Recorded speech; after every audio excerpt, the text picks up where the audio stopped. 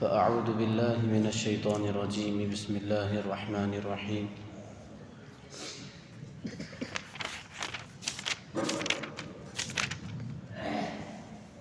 وينذر الذين قالوا اتخذ الله ولدا ما لهم به من علم ولا لآبائهم كبرت كلمة تخرج من أفواههم إن يقولون إلا كذبا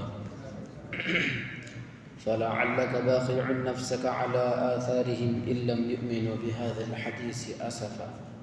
محترم حاضرین کرام، بزرگان دین، نوجوانان اسلام اور عزیز طلبہ، سب سے پہلے تو میں آپ حضرات کے سامنے یہ بات رکھوں کہ کل کا جو درس ہونا تھا، درس مسائل، کسی مجبوری اور کسی معقول عذر کی بنا پر نہیں ہوا ہے۔ ویسے انشاءاللہ ہر اتوار کو درس مسائل موجودہ دور کے جو نئے نئے کاروبار ہیں اس کا شرعی حکم قرآن و حدیث کی روشنی میں آپ حضرات کے سامنے پیش کیا جائے۔ سورہ کہف کی تفسیر ہماری جاری ہے۔ پچھلے ہفتے سورہ کہف کی تفسیر، سورہ کہف کی ابتدائی آیات کے تعلق سے بہت ہی قیمتی، بہت ہی اہم باتیں آپ حضرات کے سامنے پیش کی گئی۔ جو باتیں ہماری جاری تھیں حضرت عیسیٰ علیہ السلام کے تعلق سے اور عیسائیت کے نظریے سے،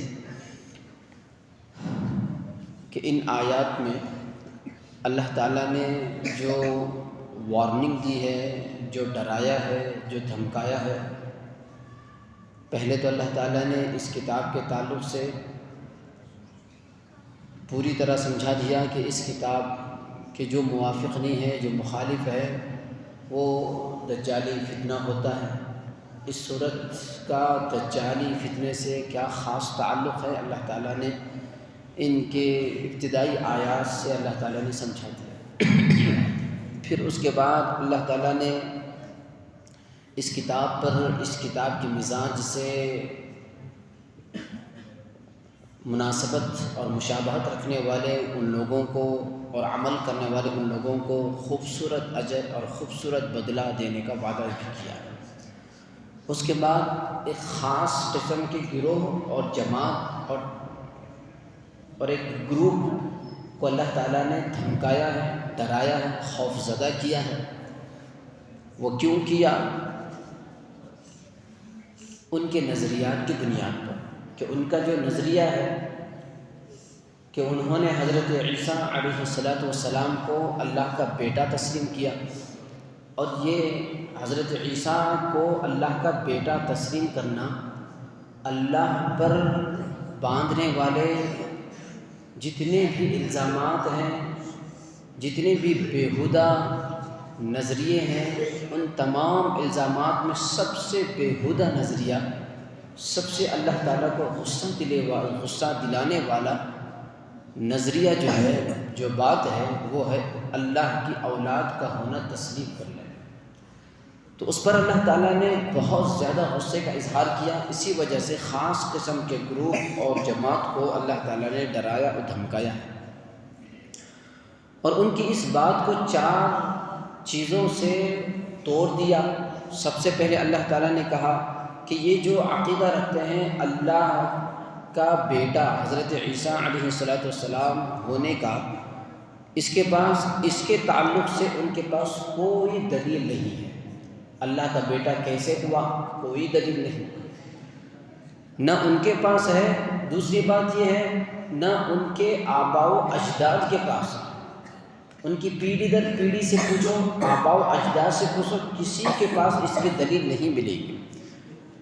اور آگے اللہ تعالیٰ نے کہا کبورت کلمۃ تخرج من افواہہم، جو یہ بات کہتے ہیں یہ سراسر بکواس ہے، منہ سے نکلی ہوئی بہت بڑی بات ہے، وہ بہت بڑی بکواس ہے۔ اللہ تعالیٰ نے ان کے اس نظریے کو بکواس کہہ دیا۔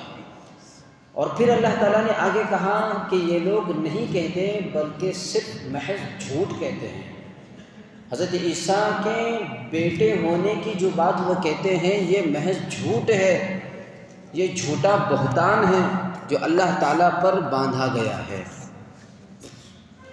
آگے کی بحث شروع کرنے سے پہلے چند باتیں اس کے تعلق سے آپ حضرات کے سامنے رکھنا ضروری ہے کہ یہ جو عقیدہ ان کو دیا گیا ہے حضرت عیسیٰ علیہ السلام کے بیٹے ہونے کا، اللہ کے بیٹے ہونے کا، یہ عقیدہ کہاں سے ملا؟ جب حضرت عیسیٰ علیہ السلام تبلیغ کر رہے تھے اپنی شریعت کی، اپنی دین کی، تو آپ تمام حضرات جانتے ہیں کہ یہود اس وقت کا جو اس زمانے کا جو بادشاہ ہے، عیسائیت حضرت عیسیٰ علیہ السلام کی شریعت اور ان کے ماننے والوں کی ایک بہت بڑے دشمن پیدا ہو گئے تھے۔ ان کی مخالفت میں، ان کو نیست و نابود کرنے میں بادشاہ بھی اس میں شامل تھا۔ مخالفت ہر جگہ تھی، ہر جگہ عیسائی لوگوں کو مارا کاٹا جاتا تھا، ظلم اور مظالم ڈھائے جاتے تھے۔ ایسے میں یہ عیسائیوں کی جو تعداد تھی بہت زیادہ تھی، ان کو تباہ و برباد کیسے کیا جائے؟ جس طرح کہ آج پوری دنیا میں یہ سوچا جا رہا ہے کہ مسلمانوں کی تعداد بہت بڑی ہے، 1/3 حصہ پوری دنیا میں مسلمان ہیں، ان کو کیسے ختم کیا جائے؟ اب ظاہر سی بات ہے کہ سب کو قتل نہیں کیا جا سکتا، سب کو قبر کے حوالے نہیں کیا جا سکتا۔ ان کو کیا کیا جائے؟ ان سے ان کا عقیدہ چھین لیا جائے، ان کو غلط کاموں میں مبتلا کیا جائے، ان کا جو عقیدہ توحید ہے ان سے توحید چھین لی جائے، ان کا یقین رسالت پر ہے اس یقین کو چھین لیا جائے، ان کا یقین، ان کا ایمان آخرت پر ہے یہ ایمان کو کمزور کیا جائے۔ یہ حربیں آج کے زمانے میں استعمال کیے جا رہے ہیں۔ اس زمانے میں یہودی لوگ ان عیسائیوں سے ان کے ایمان کو چھیننے کا ایک نیا راستہ انہوں نے چن لیا۔ اس میں سے ایک یہودی تھا جو پہلے اپنے زمانے میں یہودی ہو کر عیسائیوں پر بہت زیادہ ظلم کرتا تھا اور اس زمانے کے بادشاہ کا بہت ہی قریبی آدمی تھا۔ ہو سکتا ہے کہ ان کی سازشیں ہوں۔ ایک مرتبہ اس نے سوچ لیا کہ اب ان عیسائیوں کو ویسے ہی ختم نہیں کیا جا سکتا، سب کو قتل نہیں کیا جا سکتا۔ وہ ایک مرتبہ سفر پہ چلا گیا جس کا نام تھا سینٹ پال۔ مناظر حسن گیلانی رحمۃ اللہ علیہ نے اپنی تفسیر میں یہ لکھا، جس کا نام تھا سینٹ پال، یہ یہودی جس کے نام پر آج کیمپ میں بڑی بڑی اسکول ہے اور جس میں بہت سارے مسلمان بھیجتے ہیں اپنے بچوں کو۔ تو وہ سینٹ پال نامی شخص، اس نے سفر پہ گیا، سفر سے واپس آیا، عیسائیوں سے کہنے لگا، اے عیسائیوں، آج تک میں تمہارا مخالف تھا لیکن آج کے بعد میں تمہارا مخالف نہیں ہوں۔ کیوں؟ کیونکہ میں سفر میں گیا تھا، میری ملاقات حضرت عیسیٰ سے ہوئی۔ حضرت عیسیٰ نے مجھ سے کہا، تم کیوں عیسائیوں کو ستاتے ہو؟ میں اللہ کا بیٹا ہوں۔ یہ عقیدہ سامنے رکھا، جو عیسائی لوگ تھے بالکل پس و پیش کیے ہوئے، بلا جھجک کے اس کے اس عقیدے کو تسلیم کر لیے اور سب کے سب حضرت عیسیٰ کو اللہ کا بیٹا ہونا تسلیم کر لیے۔ مفسرین نے لکھا ہے عیسائیوں کا یہ تعلق اپنے پیغمبر سے، اپنے نبی سے، یہ جو عقیدت تھی صاف ظاہر ہوتا ہے کہ یہ جاہلانہ عقیدت تھی۔ ایک منافق، ایک یہودی، ایک ظالم شخص کے ایک بات پر انہوں نے، پوری امت نے حضرت عیسیٰ کو اللہ کا بیٹا ہونا تسلیم کر لیا۔ اس کے مقابلے میں حضرت محمد صلی اللہ علیہ وسلم سے عقیدت رکھنے والی اس امت کو دیکھ لیں۔ حضرت خالد سیف اللہ رحمانی دامت برکاتہم العالیہ بہت بڑی شخصیت ہیں ہمارے اس ملک کی، بہت بڑی شخصیت ہیں۔ ایک مرتبہ وہ مدینہ المنورہ میں تھے، سیرت کے تعلق سے کتابیں جتنی چھپی گئی ہیں، جتنی تصنیف کی گئی ہیں، مذاکرہ ہو رہا تھا۔ جو کتابوں کی فہرست اور لسٹ سامنے تھی اس میں صرف حضرت حضور صلی اللہ علیہ وسلم کے نعلین شریف پر جو کتابیں لکھی گئی ہے وہ تقریباً 55 کتابیں ہیں۔ حضور کی نعلین شریفین پر جو کتابیں لکھی گئی ہے، تصنیف کی گئی ہیں، وہ صرف 55 کتابیں ہیں۔ آپ اندازہ لگا سکتے ہیں کہ ایسی عقیدت رکھنے والی یہ امت حضور کو کبھی اونچا نہیں بنایا۔ خود حضور نے اپنے زمانے کے اندر کئی مرتبہ صحابہ سے کہا لا تفضلونی علی یونس بن متہ، یونس بن متہ پر بھی مجھے فضیلت مت دو، یوں مت کہو کہ کئی انبیاءوں سے غلطی ہوئی محمد سے غلطی نہیں ہوئی، اتنی بھی مجھے فضیلت مت دو، کیونکہ عیسائیوں نے حضرت عیسیٰ کو بڑھا چڑھا کر اللہ کا بیٹا بنا دیا، تو مجھے کبھی اس طرح مت کرو۔ حضور نے آخر زمانے کے اندر اپنی امت سے کہا کہ یہودیوں نے، عیسائیوں نے، کئی انبیاءوں کی امتیوں نے اپنے نبی کے قبروں کو سجدہ گاہ بنا دیا ہے، تم میری قبر کو سجدہ گاہ مت بناؤ۔ ایک مرتبہ حضرت عائشہ رضی اللہ عنہا نے کہا حضور سے اے میرے شوہر، اے اللہ کے رسول، مجھے اولاد کی بڑی تمنا ہے۔ حضور نے اس وقت میں کہا کہ یہ میرے بس کی بات نہیں ہے، اولاد کا دینا اللہ کے ہاتھ میں ہے، بیٹا دینا اللہ کے ہاتھ میں ہے، بیٹی دینا اللہ کے ہاتھ میں ہے۔ حضور ہیں، کائنات کے سردار ہیں، آپ سوچ سکتے ہیں حضور کی بیوی حضرت عائشہ جب اولاد کی تمنا کر رہے ہیں تو حضور کی زبان سے الفاظ یہ نکل رہے ہیں کہ یہ میرے بس کی بات نہیں ہے۔ لیکن آج امت کہاں جا رہی ہے؟ بیٹے کی خواہش میں نہ جانے کتنے مریدوں سے تعلق رکھتے ہیں، کتنے مرشدوں سے تعلق رکھتے ہیں، کتنے پیروں سے تعلق رکھتے ہیں۔ تو حضور نے کبھی اس صحابہ کو، امت کو اتنا صاف کر دیا کہ میں ایک معمولی سا بندہ ہوں، ایک میں بشر ہوں، ایک انسان ہوں، اللہ نے مجھے نبی بنایا میرے پاس، اور یہاں تک اللہ تعالیٰ، اللہ کے نبی نے توحید کے مسئلے کو، اس نظرے کو اتنا صاف کر دیا کہ اللہ کے جو خاص صفات ہیں ان صفات میں بھی مجھے تم شریک مت کرو۔ بیٹا دینا یہ اللہ کی صفت ہے، اس میں بھی تم مجھے شریک مت کرو، اتنا صاف کر دیا۔ تو یہ عیسائیوں کی جاہلانہ عقیدت تھی، انہوں نے اس کو قبول کیا۔ اب آگے بحث شروع کرنے سے پہلے سب سے پہلے میں آپ کو یہ بتاتا ہوا چلوں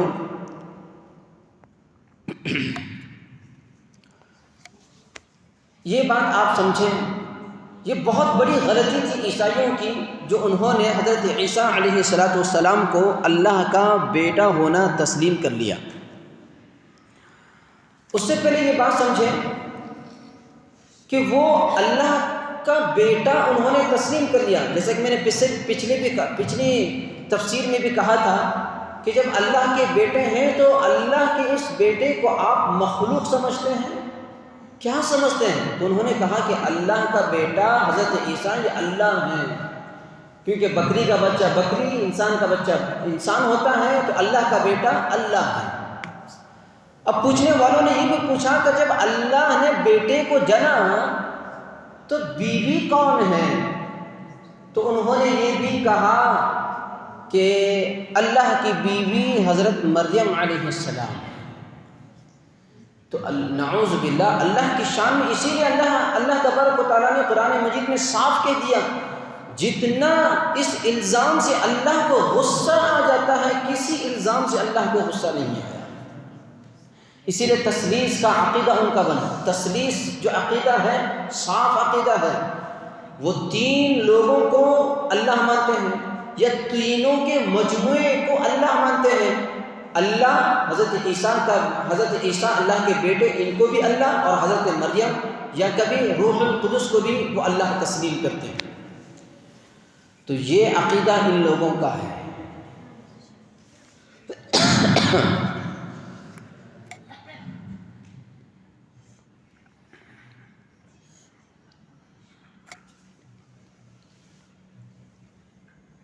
اب ایک بات یہ بھی ہے، جب عیسائیوں نے یہ نظریہ تسلیم کیا، چونکہ یہ لوگ جب تک عقل میں سمجھ میں آتی بات نہیں ہے تو اس وقت تک وہ کسی بات کو تسلیم نہیں کرتے جب تک وہ عقل سے نہیں سمجھتے۔ تو جب لوگوں نے ان سے پوچھا، ان یورپیوں سے، ہم آپ کی بات کو کیسے تسلیم کریں کہ حضرت عیسیٰ اللہ کے بیٹے ہیں، کیسے تسلیم کریں؟ تو انہوں نے کہا ہمارے پاس ایک نیا نظریہ بن چکا ہے، جو چیز عقل میں نہیں آتی وہی مذہب ہے۔ تو لہٰذا انہوں نے اس کو مذہب بنا لیا، اور سوال کرنے والوں نے یہ بھی سوال کیا، جب حضرت عیسیٰ اللہ کے بیٹے ہیں تو کیا اللہ یہ اس بات پر راضی ہو گیا کہ وہ اپنے بیٹے کو سولی پر لٹکا دے؟ تو اس وقت ان عیسائیوں نے، یہ عقیدہ رکھنے والوں نے کہا کہ چونکہ اللہ کی نظر میں پورے کی پوری مخلوق گنہگار ہے، انسان گناہ کا پتلا ہوتا ہے، تو یہ سارے کے سارے خطا کار، سارے کے سارے قصوروار ہیں، تو ان تمام انسانوں کے ان گناہوں کو معاف کرنے کے لیے، ان گناہوں کا کفارہ کرنے کے لیے اللہ اس بات پر راضی ہو گیا کہ اپنے بیٹے کو سولی پر لٹکا دے۔ حضرت عیسیٰ جو سولی پر لٹک گئے، سولی پر چڑھا دیے گئے، حقیقت میں وہ سارے مخلوق کی طرف سے انہوں نے کفارہ ادا کر دیا۔ یہ عقیدہ ان لوگوں کا بن گیا، اور یہ عقیدہ ہے ان لوگوں کا، آج بھی یہ عقیدہ موجود ہے۔ اس سے آج بڑھتے ہوئے آپ یہ بھی سمجھ لیں، روم کا جو علاقہ ہے، رومی سلطنت، کیونکہ اس زمانے میں دو سلطنتیں بہت پاورفل تھیں، ایک رومی سلطنت، ایک ایرانی سلطنت۔ ایرانی سلطنت تو بت پرست اور مشرک سلطنت تھی۔ یہ رومی کے بارے میں تو آتا ہے کہ یہ عیسائی سلطنت تھی، لیکن یہ عیسائی سلطنت سے پہلے یہ بھی مشرکانہ سلطنت تھی، اس کا بادشاہ مشرک تھا۔ ان کے تعلق سے مفسرین نے لکھا ہے، مناظر احسن گیلانی رحمۃ اللہ علیہ نے، کہ حضرت عیسیٰ علیہ السلام کے ایک خاص حواری جن کا نام تھا شمعون، یہ شمعون عیسائیت کی تبلیغ، نشر اشاعت کرتے ہوئے، آگے بڑھاتے ہوئے مہم کو روم تک پہنچ گئے، وہاں پر انہوں نے تبلیغ کی۔ تو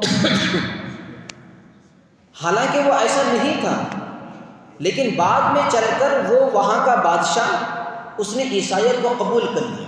عیسائیت کو قبول کر لینے کے بعد ایک جعلی، ایک ایسا ہی بناوٹی قبر بنائی گئی شمعون کے نام سے، اور پھر ان کے ماننے والے، ان کے پیشواؤں نے، پادریوں نے، پوپ نے، انہوں نے کیا کر دیا، ایک اس میں تحریفیں کرنے لگے۔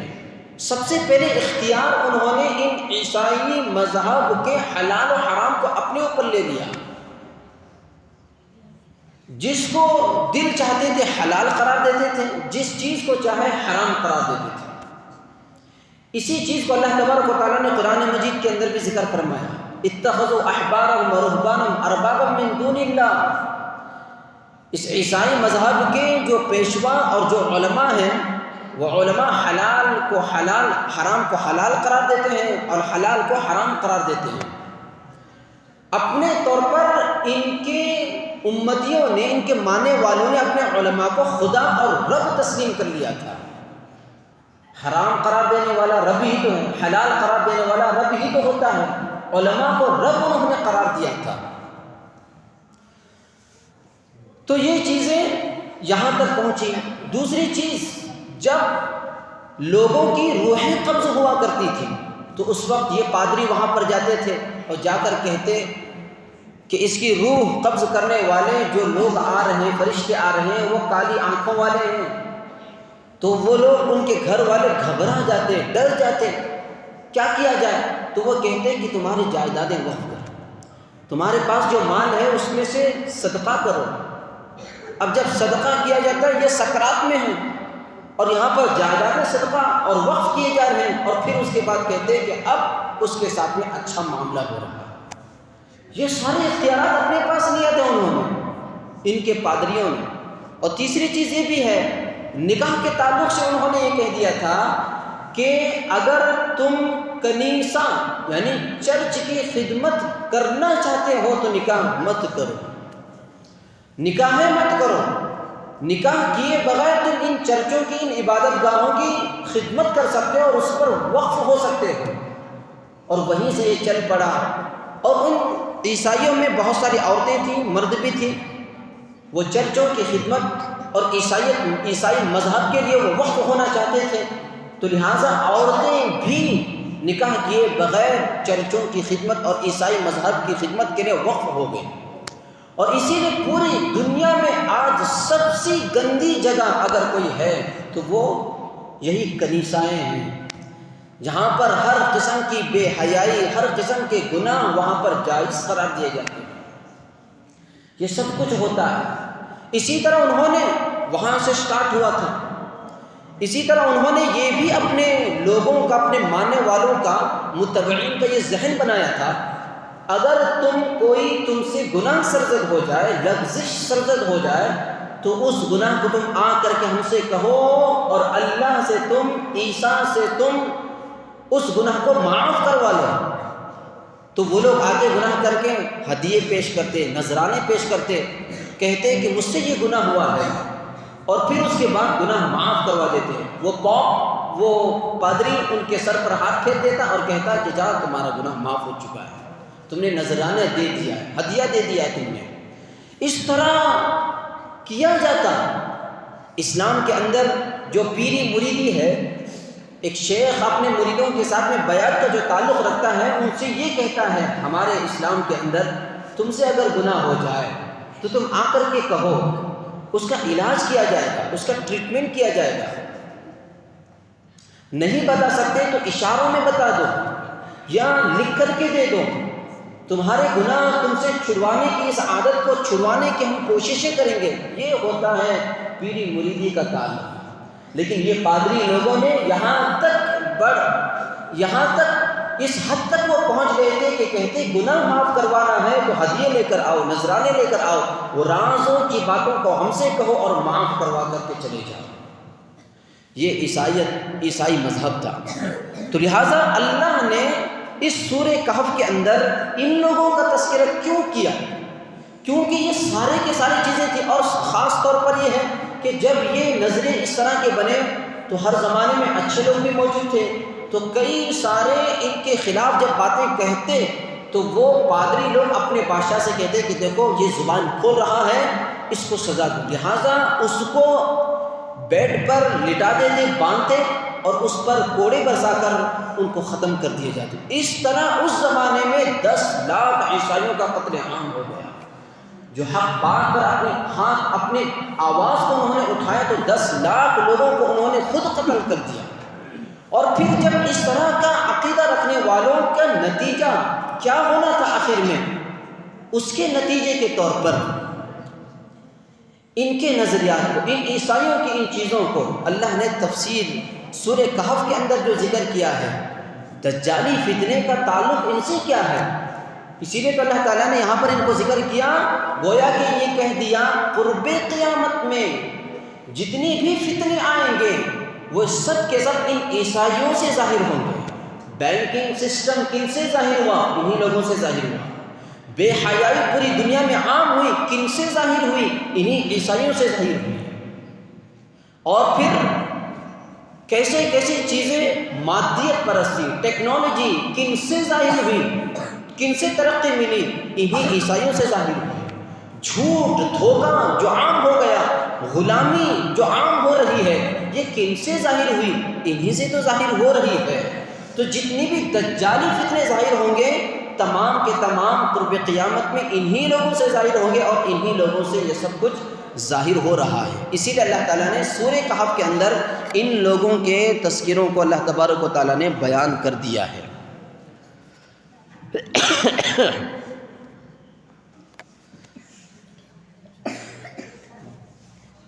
وقت بہت ہو چکا ہے، لہٰذا انشاءاللہ یہیں تک ہماری بات ختم ہو جائے گی۔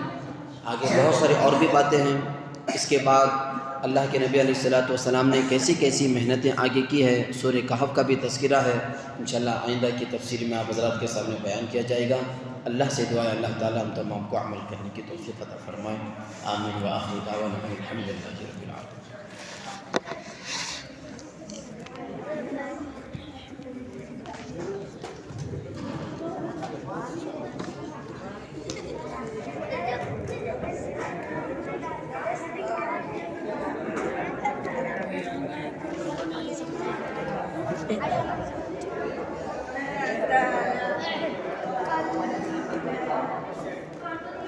جی ہاں۔